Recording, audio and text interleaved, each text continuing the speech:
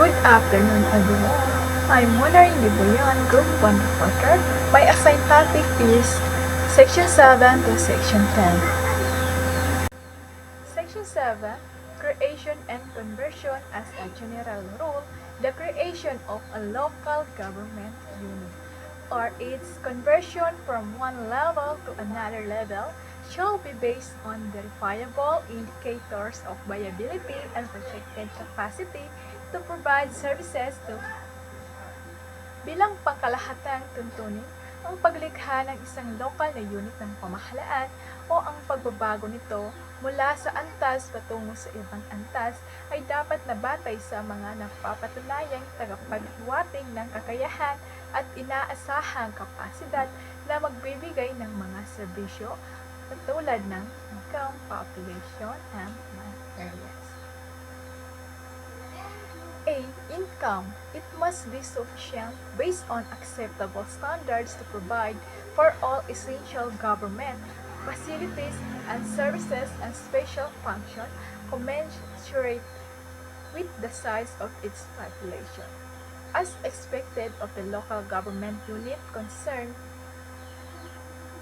income dapat itong sapat batay sa mga katanggap-tanggap na pamantayan upang matustusan ang lahat ng mahalagang pasilidad at serbisyo ng pamahalaan at mga espesyal na tungkulin na aayon sa laki ng populasyon nito, gaya ng inaasahan mula sa nasabing lokal ng unit ng pamahalaan. Population. It shall be determined as the total number of inhabitants within the territorial jurisdiction of the local government unit concerned. Ang populasyon, ito ay dapat na matukoy bilang kabuuan ng mga naninirahan sa loob ng territorial na jurisdiction ng nasabing lokal na unit ng pamahalaan. C. Land areas. It must be contiguous unless it comprises two or more island or is separated by a local government unit independent of the others.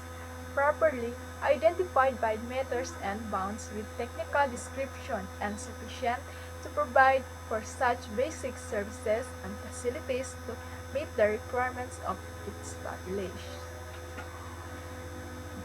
Dapat itong magkasunod maliban kung ito ay binuo ng dalawa o higit pang mga islao na hiwalay ng isang lokal na unit ng pamahalaan na malaya sa iba na maayos na nakikilala sa pamamagitan ng mga sukat hangganan ng may mga teknikal na paglalarawan at sapat upang magbigay ng mga pangunahing serbisyo at pasilidad upang matugunan ang mga pangangailangan ng populasyon nito. Compliance with the foregoing indicator shall be attested to by the Department of Finance, DOF, the National Statistics Office, NSO, and the Land Management Bureau, LMB, of the Department of Environment and Natural Resources, DENR. Ang pagsunod sa mga nabanggit na tagapaghiwatig ay dapat na patunayan ng Department of Finance, DOF, National Statistics Office, NSO, at Land Management Bureau, LMB, of the Department of Environment and Natural Resources, DENR. Section 8. Division and Merge. Division and merge of existing local government units shall comply with the same requirements herein prescribed for their creation provided. However, that such division shall not reduce the income, population, or land area of the local government unit or units concerned less than minimum requirements prescribed in this code provided. Further, that the income classification of the original local government unit shall not fall below its current classification prior to such division. Ang paghahati at pagsasama ng mga umiiral na lokal ng unit pamahalaan ay dapat sumunod sa mga parehong kinakailangan na nakasaad dito para sa kanilang paglikha. Gayunpaman, ang nasabing paghahati ay hindi dapat magbawas sa kita, populasyon, o lawak ng lupa ng lokal na unit na pamahalaan o mga unit na nababahala sa mas mababa kaysa sa minimum na kinakailangan na itinakda sa code na ito. Dagdag pa ang pag-uuri ng kita ng orihinal na unit ng pamahalaan na hindi dapat bumababa sa kasalukuyang pag-uuri nito bago ang naturang paghahati. The income classification of local government units shall be updated within 6 months from the effectivity of this code to reflect the changes in their financial position resulting from the increase in revenues as provided herewith. Ang pag-uuri ng kita ng mga lokal na unit ng pamahalaan ay dapat na ma-update sa loob ng 6 na buwan mula sa pagiging epektibo ng code na ito upang maipakita ang mga pagbabago sa kanilang kalagayan sa pananalapi na nagreresulta mula sa nadadagdagang kita na ibinigay dito. Section 9, Abolition of Local Government Units. A local government unit may be abolished when its income, population, or land area has been irreversibly reduced to less than the minimum standards prescribed for its creation under Book 3 of this code, as certified by the national agencies mentioned in Section 7 of the Congress or to the sangguniang concerned as the case may be. Ang isang lokal na unit ng pamahalaan ay maaaring maalis kapag ang kita, populasyon o lawak ng lupa nito ay hindi na mababawi na nabawasan sa mas mababa kaysa sa minimum ng mga pamantayan na itinakda para sa paglikha nito sa ilalim ng Book 3 ng Code na ito. Gaya ng sertipikado ng mga pambansang ahensya na nabanggit sa Section 7 ng Code ito sa Kongreso o sa sangguniang nababahala depende sa kaso.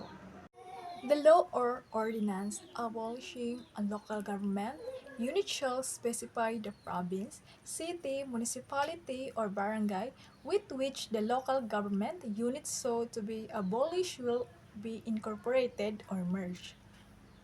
Ang law or ordinance nag-aalis ng isang lokal na unit ng pamahalaan ay dapat tukuyin ang lalawigan, lungsod, municipality o barangay kung saan ang lokal na unit ng pamahalaan na nais na maaalis ay isasama o pagsasamahin.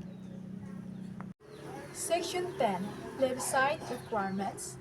No creation, division, merge, abolition, or of boundaries of local government unit shall take effect unless approved by a majority of the votes cast in a plebiscite called for the purpose in the local political unit or units directly affected. Said plebiscite shall be conducted by the Commission on Elections, COMELEC, within 120 days from the date of effectivity of the law or ordinance effecting such action.